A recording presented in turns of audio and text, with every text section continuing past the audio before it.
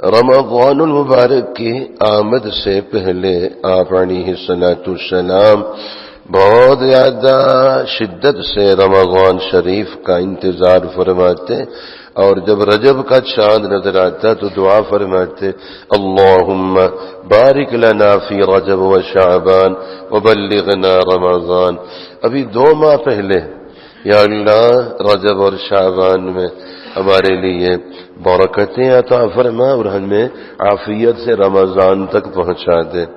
رمضان کی آمد ہے سید الکونین سرور کونین صلی اللہ علیہ وسلم کی پاک نسبتیں، پاک ارشادات۔ ارشاد فرمایا ان اللہ افترض علیکم صیامہ وسننت لکم قیامہ۔ 2 چیزیں رمضان شریف میں بظاہر عام مہینوں کی بنسبت زیادہ ہوتی ہیں، 1 دن کا روزہ، 1 رات کی تراویح۔ 5 نمازیں وہی ہیں، اعمال وہی ہیں، صرف دن کا روزہ رمضان شریف میں 1 یہ مبارک نسبت اور 1 رات کی تراویح۔ اور دونوں کے بارے میں آپ علیہ الصلوۃ والسلام نے فرمایا اللہ جل شانہ نے تو آپ لوگوں پہ روزہ فرض کیا ہے، اور میں اللہ کے نبی علیہ السلام نے آپ کو تراویح کا ہدیہ دیا۔ رب العالمین کی طرف سے دن کا روزہ، رحمت للعالمین کی طرف سے رات کی تراویح۔ سبحان اللہ۔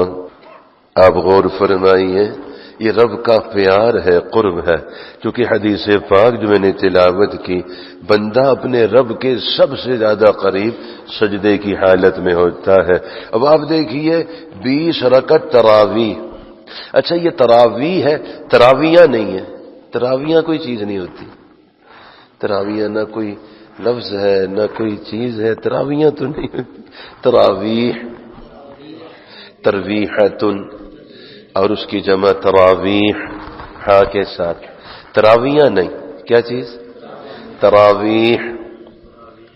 تو تراویح میں دیکھیے 20 رکعت تراویح ہے، اور ہر رکعت میں 2 سجدے، تو گویا 40 سجدے۔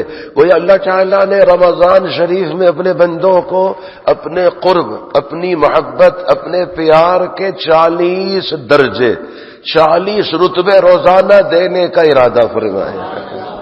اور قرآن پاک میں آپ غور فرمائیے، حق تعالی شانہ ارشاد فرماتے ہیں وسجد، دہرائیے وسجد وقترب۔ سجدہ واجب ہو جائے گا، کوشش تھی نہ تلاوت نہ کروں، مگر اب پھر کریں گے سجدہ۔ باہر جو آواز گئی ان کو بھی ہے سجدہ تلاوت۔ کیا فرمایا؟ سجدہ کرتے جائیے، رب کا قرب پاتے جائیے۔ سجدہ کیجئے اور رب کے قرب کے درجوں پہ چڑھ جائیے۔ دن کا روزہ اللہ تعالیٰ نے فرض فرمایا، رات کی تراویح آپ علیہ الصلوۃ والسلام نے سنت قرار دی۔ یہ 2 عبادتیں رمضان شریف میں اضافی ہوتی ہیں۔ رمضان شریف کی اپنی برکات تو مستقل ہیں اپنی جگہ پہ، اس کی اثرات، ثمرات وہ باقی مہینوں میں اس کا تصور بھی نہیں ہوتا ہے۔ ظاہر ہے ان اثرات و ثمرات کو سب سے زیادہ اپنے حبیب صلی اللہ علیہ وسلم کو ادراک ہوتا تھا، اس لیے بہت شدت سے انتظار فرماتے۔ رمضان المبارک یہ مصروفیت کا وقت نہیں ہوتا، یہ رکنے کا ہوتا ہے۔ 11 مہینے آپ نے بہت کاروبار کیا، بہت آپ نے ادھر ادھر کے اسفار کیے، اب رک جائیے، اعتدال قائم کیجیے، اب توازن رکھیے۔ اب رک کر آپ نے مادے پہ بڑی محنت کی، اب روحانیت کی طرف آئیے، کیونکہ دونوں کو ساتھ لے کے چلنا ہے۔ روح ہے، روح اور باہر کی زندگی یہ جسم ہے، اور جسم ہے، روح نہیں ہے، پھر میت ہے، پھر تو لاشیں ہیں، پھر بدبو پھیلے گی، پھر تعفن ہوگا۔ اس لیے روح ڈالیے، جان پیدا کیجیے، تو رمضان شریف میں رک جائیے۔ مگر آپ نے دیکھا رمضان شریف میں تاجر بھی تجارت بڑھا دیتا ہے، دکان کے پیٹ پھول جاتے ہیں، باہر تک چلے جاتے ہیں، حالانکہ رمضان اس کے لیے نہیں ہے۔ مگر اب دیکھیں رفتہ رفتہ ذہن کیا بن گیا، رمضان شریف بھی اور زیادہ مصروفیت کا بن جاتا ہے۔ اور بعض تاجر ایسے ہیں وہ بتاتے ہیں کہ پھر تراویح بھی رہ جاتی ہے، تراویح بھی۔ اور ہم نے کہا برسا برس سے کہا کہ یہ جو نئے کپڑے سلوانا یہ کوئی فرض واجب نہیں، عید کی تیاری یہ نہیں ہے۔ اب لوگ حج کی تیاری بھی یہی کرتے ہیں۔ حج کی تیاری کیا ہے؟ حج کے مناسک نہیں سیکھیں گے، تلبیہ نہیں سیکھیں گے، حج کے فرائض واجبات نہیں سیکھیں گے، بس یہ شنطہ ہے، بیگ ہے اور یہ کپڑے ہیں، ظاہری چیزیں، یہ حج کی تیاری، چھتری لینی ہے، تھرماس لینا ہے۔ اور حاجی کیمپ میں بھی جا کے، یہ تو دعوت کا کام ہے، تبلیغ کی محنت ہے، جس کی وجہ سے اب امت میں یہ روح پیدا ہوئی۔ ہماری جماعتیں جب حاجی کیمپ میں محنت کرتی ہیں الحمدللہ، اور ایک ایک فرد پہ محنت کرتی ہیں، وہ لوگ دعائیں دیتے ہیں پھر کہ اللہ تبلیغ والوں کا بھلا کرے، انہوں نے ہمارے حج کی فکر کی۔ ورنہ تو وزارت حج اور وہاں سعودیہ کی وزارت حج، ہمارا اپنا وزارت مذہبی امور، یہ حضرات بھی کیا کرتے ہیں، جب حاجی کے پاس آتے ہیں مکہ مکرمہ مدینہ منورہ، تو اس کے حج کا نہیں پوچھتے کہ آپ کا حج ہوا، پوچھتے ہیں رہائش کیسی تھی، رہائش آپ کو ٹھیک دی ہے انہوں نے، فاصلہ صحیح تھا حرم شریف سے۔ انا للہ، گویا وہ بھی اسی کو سمجھتے ہیں کہ اگر ان کو کھانا پینا ملا ہے اور ان کے رہنے کی جگہ ملی تو حج ہو گیا۔ چھتری ملی آپ کو، چھتری، اس پہ جھگڑا کرتے ہیں، چھتری پہ۔ کیا خیال ہے حج اس کا نام ہے؟ تو روح نکل گئی، تذکرہ ہی ختم ہو گیا، اندر کی بات ہی چلی گئی۔ اب دعوت کا کام جو تبلیغ کی محنت اللہ تعالیٰ نے ہمیں عطا فرمائی، اس کی وجہ سے روح پیدا ہوئی۔ جب حاجی کیمپ میں ہماری جماعتیں محنت کرتی، پھر ہمارے مراکز میں فکر ہوتی ہے کہ جو حج پہ جا رہے ہیں ان کا جوڑ رکھو بھائی، اور ان سے مذاکرہ کرو، انہیں تلبیہ سکھائیں، انہیں احرام باندھنا سکھائیں، انہیں نیت سکھائیں، انہیں حج کے فرائض سکھائیں، حج کے واجبات سکھائیں۔ تو رمضان کی تیاری بھی اور عید کی تیاری بھی اب یہ چیز بن گئی، انا للہ و انا الیہ راجعون۔ اب دیکھیے جو رمضان شریف میں تو کپڑے سلوانے کی فضیلت نہیں ہے، اب درزی کے پاس کتنا ڈھیر لگ جاتا ہے، خیاط کے پاس، اور وہ بیچارے کا سر چکراتا ہے، گردن ساتھ نہیں دیتی۔ اس سے پوچھا جائے تراویح، وہ کہتے تراویح پوچھتے ہو، میں فرض نماز بھی نہیں پڑھ سکتا، وہ کام اتنا میرے اوپر۔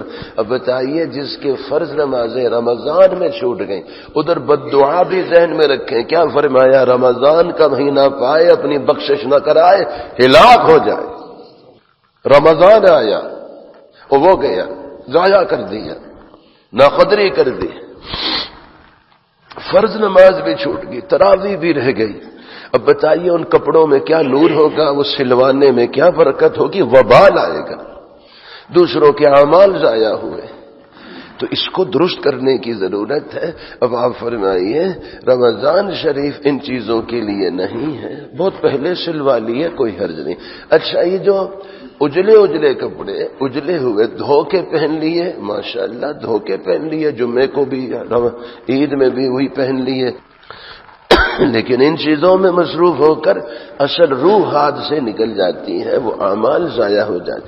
اور یہ بات بھی آپ دیکھیے، جو عید الفطر کی رات ہے اس کا نام چاند رات رکھ دیا۔ یہ چاند رات غافلوں کی طرف سے رکھا ہوا نام ہے۔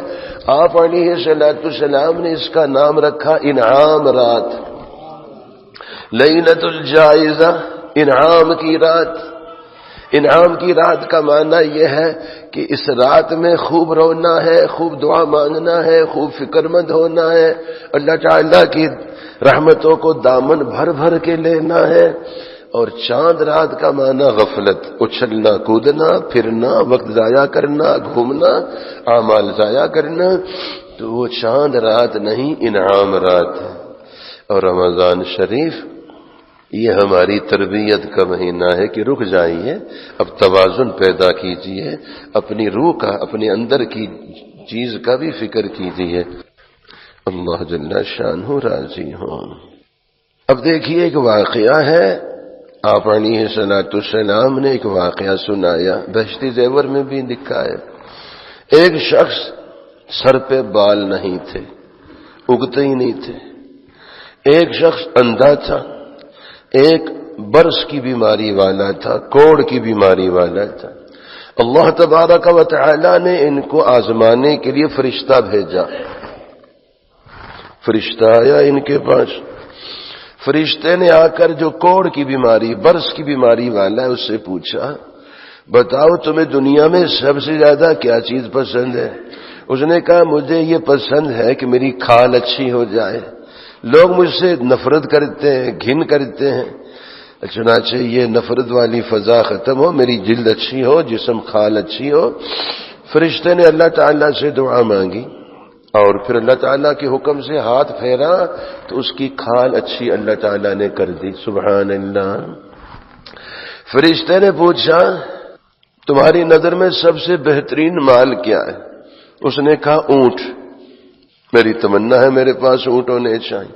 فرشتے نے دعا مانگی اور بہت سارے اونٹ اللہ تعالیٰ نے عطا فرمائے، وہ اس شخص کو دے دیے۔ پھر یہ فرشتہ یہ انسانی شکل میں اللہ تعالیٰ کی طرف سے آزمائش بن کر اس آدمی کے پاس گیا جس کے سر پہ بال نہیں اگتے تھے۔ تمہیں کیا چیز پسند ہے؟ اس نے کہا کہ میرے سر پہ بال آ جائیں۔ چنانچہ فرشتے نے سر پہ ہاتھ پھیرا، اللہ تعالیٰ کے حکم سے بال اگ کے آ گئے۔ تمہارے لیے کیا مال پسندیدہ ہے؟ اس نے کہا گائے۔ فرشتے نے دعا مانگی، بہت ساری گائے اس کو دے دی اللہ تعالیٰ نے۔ اندھے کے پاس گیا، آپ کو کیا چیز پسند ہے؟ اس نے کہا مجھے پسند یہ ہے کہ میری بینائی آ جائے، میں ان آنکھوں سے اللہ تعالیٰ کی نعمتوں قدرتوں کو دیکھوں، اپنے والدین کو، ان پیارے رشتوں کو دیکھوں۔ فرشتے نے اللہ تعالیٰ کے حکم سے ہاتھ پھیرا تو بینائی واپس آ گئی۔ تمہیں کیا مال پسند ہے؟ اس نے کہا مجھے بکری پسند ہے۔ اللہ تعالیٰ کے حکم سے بہت سی بکریاں ان کو دے دی۔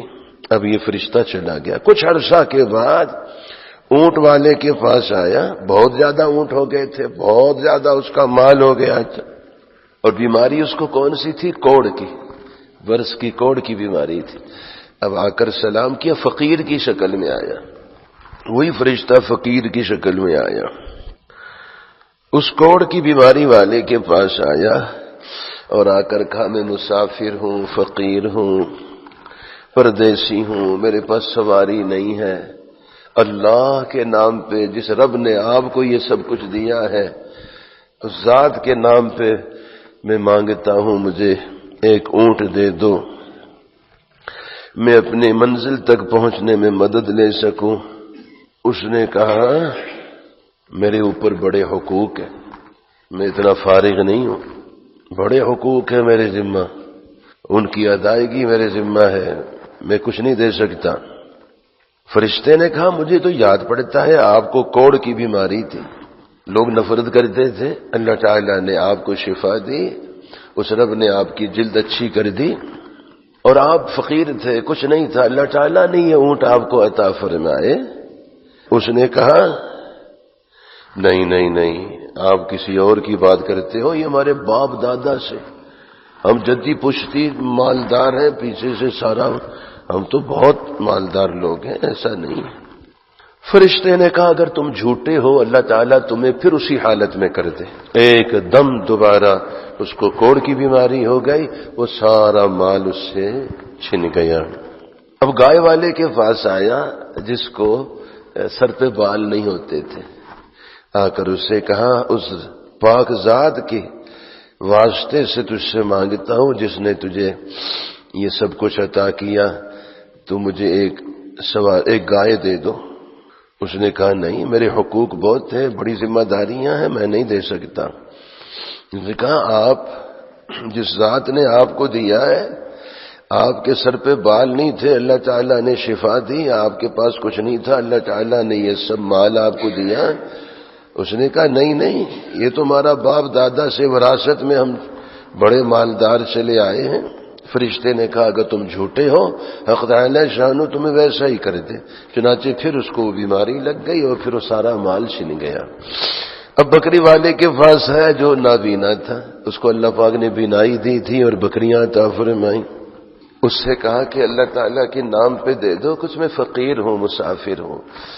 اس نے کہا اس پاک رب پہ قربان جاؤں، مجھے تو سب کچھ اسی نے دیا ہے، میں نابینا تھا، میرے رب نے مجھے بینائی دی، میں فقیر تھا، میرے رب نے یہ سارا مال دیا ہے، اس پاک رب کے نام پہ جتنا چاہو لے جاؤ۔ چنانچہ فرشتے نے کہا مجھے تو ضرورت نہیں، میں فرشتہ ہوں، مجھے رب نے امتحان کے لیے بھیجا ہے، اللہ تعالیٰ تجھے یہ سب کچھ مبارک فرمائے۔ تمہارے دونوں ساتھیوں نے ناشکری کی اور انہوں نے اپنے رب کی نعمت کی قدر نہیں کی اور انہیں جھوٹ بولا، اللہ تعالیٰ نے وہ نعمتیں چھین لی۔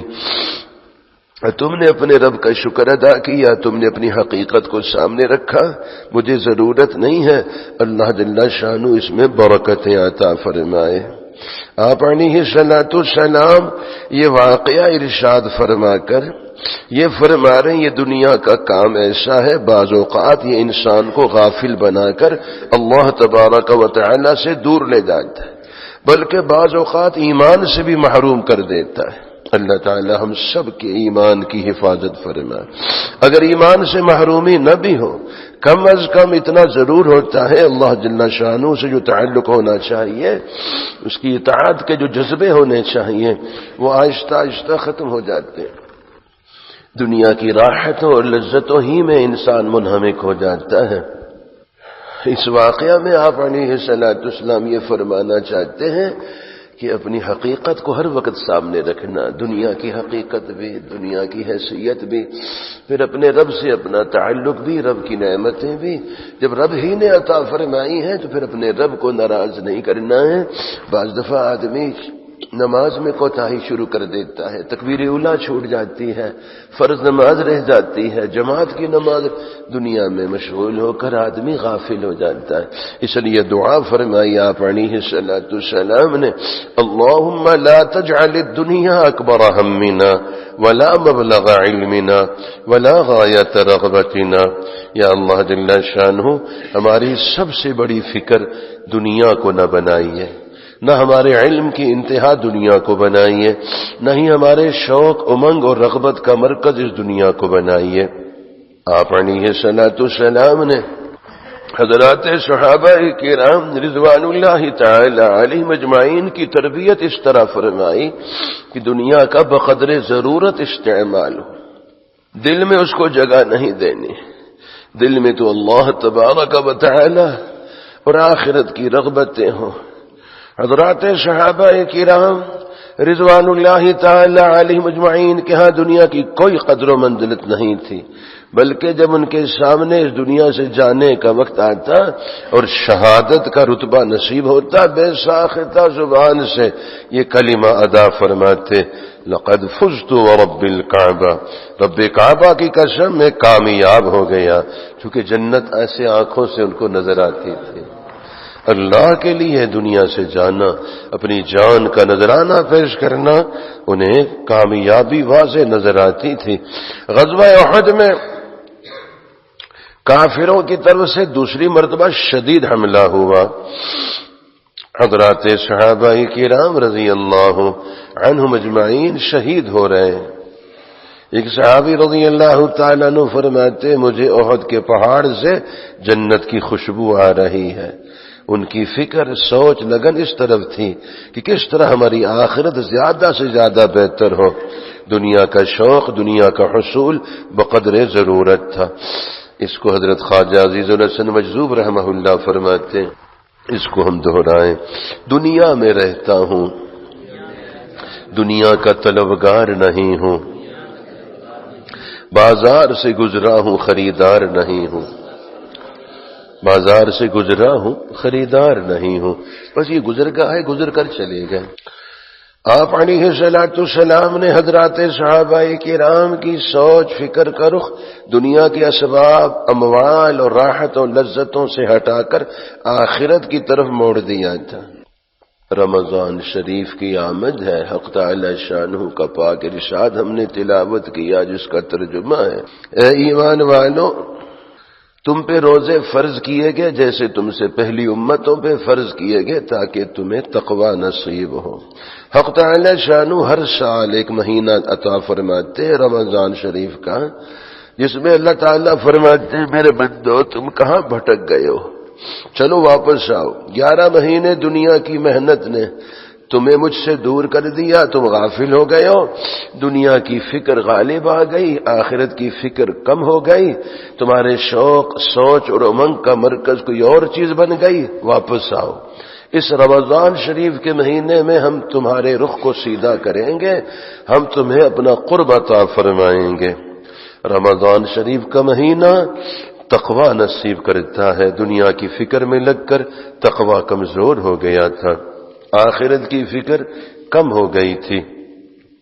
حق تعالی شانہ اس مبارک مہینے میں ہماری تربیت فرما رہے ہیں، اور غور فرمائیے تعلق مع اللہ میں کتنا اضافہ، دن کے روزے اور رات کی تراویح۔ سجدہ کیا ہے؟ مقام قرب ہے۔ تو 40 سجدے تراویح کی 20 رکعت میں 40 سجدے ہیں، 40 اللہ تعالیٰ کے قرب کے درجے ہیں۔ وہ سورہ اقرا کی آیت مبارکہ جو میں نے تلاوت کی ہیں، اللہ تعالیٰ بڑے پیار سے فرماتے ہیں سجدہ کرو اور میرا قرب حاصل کرو، سجدہ کرتے جاؤ میرے قریب ہوتے جاؤ۔ تو 40 سجدے کتنا قرب اللہ تعالیٰ رمضان میں ہر تراویح کی 20 رکعت میں عطا فرماتے ہیں۔ اللہ جل شانہ کے قرب کا کوئی ذریعہ سجدے سے بڑا ہوا نہیں ہے۔ اللہ جل شانہ نے تراویح میں 40 سجدے عطا فرمائے، 40 مقامات قرب روزانہ عطا فرمائے۔ ایک طرف دن میں روزہ ہے، روزے سے اللہ تعالیٰ کا قرب بڑھ رہا ہے، دوسری طرف رات کو تراویح ہے، تراویح سے قرب الہی میں اضافہ ہوتا ہے۔ اور ہم سجدے کی مشق کر کے، یعنی تراویح میں تو ظاہر ہے ہم باجماعت نماز پڑھ رہے ہیں، اس میں تو امام صاحب کے ساتھ ہے، لیکن اپنی جو ہم نفل ادا کرتے ہیں، اپنی سنت مؤکدہ غیر مؤکدہ، اس میں ہم سجدے میں اضافہ کر لیں، سجدے کا دوران بڑھا دیں۔ ویسے تو ساتھی شروع میں 11 مرتبہ تسبیح ادا کرتے سبحان ربی الاعلی ٹھہر ٹھہر کر۔ اب ساتھیوں نے کیا کیا، آہستہ آہستہ بڑھایا، ایک سجدہ کم از کم روزانہ 1 منٹ آدھا منٹ دورانیہ بڑھے، 10 منٹ تک سجدہ اگر چلا جائے، ایک سجدہ 10 منٹ کا، تہجد میں، اشراق میں، صلاۃ التسبیح میں تو ویسے بھی تسبیحات ہیں وہ تو ویسے طویل ہو جاتا ہے، تو 80 بیماریوں سے اللہ تعالیٰ بچاتے ہیں۔ سجدہ جتنا طویل ہوگا مشکلات اتنی قلیل ہوں گی، پریشانیاں اتنی کم ہو جائیں گی۔ سب سے زیادہ جو سینے کی بیماری ہے، دمے کی بیماری، سانس کی بیماری، سانس پھیپھڑے، اس بیماری میں اللہ تعالیٰ بہت شفا دیتے ہیں۔ سجدہ طویل ہو جائے دمے کی بیماری نہیں رہتی، گردے فعال ہو جاتے ہیں، جگر بہت قوی ہو جاتا ہے، دماغ کی کوئی بیماری نہیں رہتی، حافظہ قوی ہو جاتا، حافظہ تیز ہو جاتا ہے۔ 80 بیماریوں سے اللہ تعالیٰ صرف سجدہ طویل ہونے کی برکت سے بچا دیتے ہیں۔